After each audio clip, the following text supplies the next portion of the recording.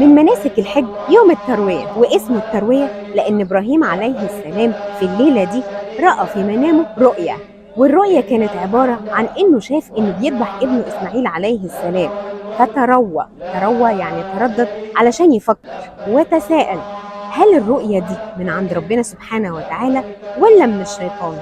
ويوم التروية هو اليوم الثامن من ذي الحجة اللي بيتدبر فيه الحجاج المناسك وبيتروون في خططهم استعدادا للحج، لأنهم بيبدأوا إنهم يروحوا لمنى للمبيت استعدادا لوقفة يوم عرفات في اليوم الثاني.